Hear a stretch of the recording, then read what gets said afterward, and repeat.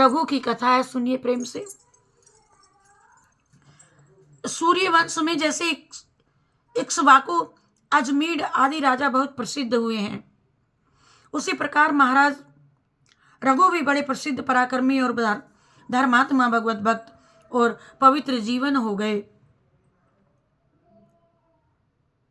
इन्हीं के नाम ने रघुवंश प्रसिद्ध, इन्हीं के नाम से रघुवंश प्रसिद्ध हुआ। इसीलिए सच्चिदानंद घन परमात्मा भगवान श्री रामचंद्र जी के रघुवर, राघव, रघुपति, रघुवंश, विभूषण, रघुनाथ आदि नाम पड़े।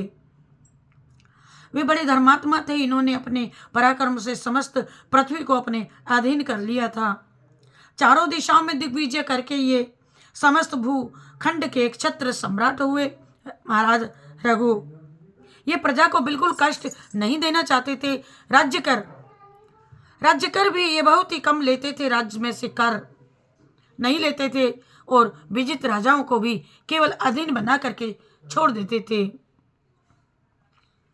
उनसे किसी प्रकार का कर वसूल वे कभी नहीं करते थे। एक बार ये दरबार में बैठे थे कि इनके पास कोत्स नाम के एक स्नातक ऋषि कुमार आए और अपने यहाँ स्नातक को देख करके महाराज ने इनका विधिवत स्वागत सत्कार किया।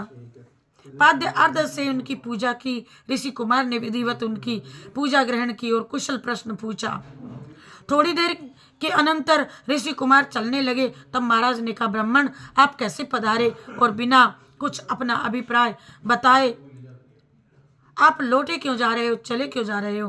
तो ऋषि कुमार ने कहा, राजन मैंने आपके दान की ख्याति सुनी है, आप अद्वितीय दानी हैं। मैं एक प्रयोजन से आपके पास आया था, किंतु मैंने सुना था कि आपने यज्ञ में अपना समस्त वैभव दान कर दिया है। यहाँ आकर मैंने प्रत्यक्ष देखा कि आपके पास अर्घ देने के लिए भी कोई धातु का पात्र तक नहीं है और आपने मुझे मिट्टी के पात्र से अर्घ दिया है, अतः मैं आपसे कुछ नहीं कहता। राजा ने कहा, नहीं नहीं ब्राह्मण आप मुझे अपना अभिप्राय बताइए, मैं यथासाध्य उसे पूरा करने की चेष्टा करूंगा। स्नातक ने कहा कि राजन मैंने अपने गुरु के यहाँ रह करके सांगोपांग वेदों का अध्ययन किया। अध्ययन के अनंतर मुझे गुरु जी से गुरु दक्षिणा के लिए प्रार्थना की। उन्होंने कहा हम तुम्हारी सेवा से ही संतुष्ट हैं, मुझे और कुछ भी दक्षिणा नहीं चाहिए।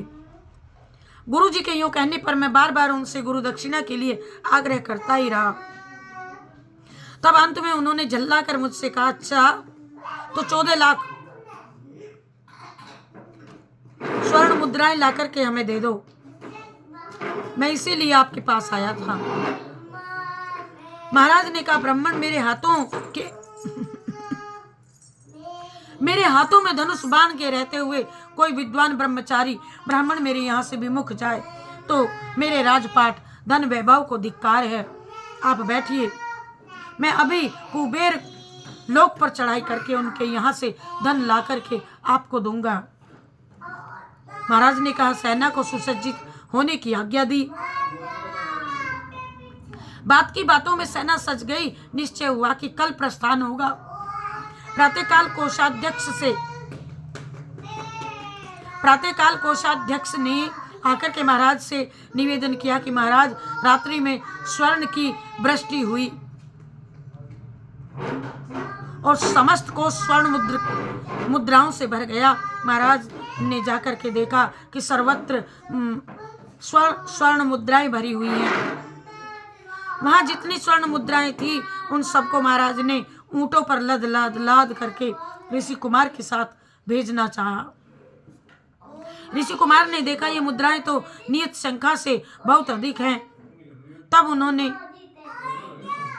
राजा से कहा, मुझे तो केवल 14 लाख ही चाहिए, इतनी मुद्राओं का मैं क्या करूंगा, मुझे तो केवल काम भर के लिए चाहिए। महाराज ने कहा, ब्राह्मण ये सब आपके ही निमित्त आई हैं, आप ही इनके अधिकारी हैं, आपको ये स्वर्ण मुद्राएं लेनी ही होंगी। आपके निमित्त आए हुए द्रव्य को भला मैं कैसे रख सकता हूँ। ऋषि कुमार ने बहुत मना किया, किंतु महाराज मानते ही नहीं है। अंत में ऋषि को जितनी आवश्यकता थी वे उतना ही द्रव्य लेकर के अपने गुरु के यहाँ चले गए। शेष जो धन बचा वह सब ब्राह्मणों को लुटा दिया, और ऐसा दाता पृथ्वी पर कौन होगा जो इस प्रकार याचकों के मनोरथ पूर्ण करे। और अंत में महाराज अपने पुत्र अज को राज्य देकर के तपस्या करने वन में चले गए। अज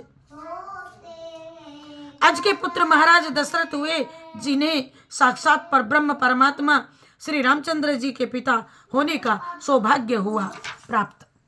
श्री राम जय जय राम, श्री राम जय जय राम, श्री राम जय जय राम। ये कथा महाराज रघु की है।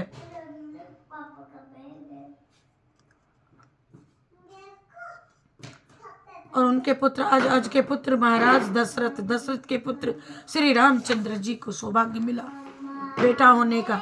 जय श्री कृष्णा, जय जय श्री राधे राधे।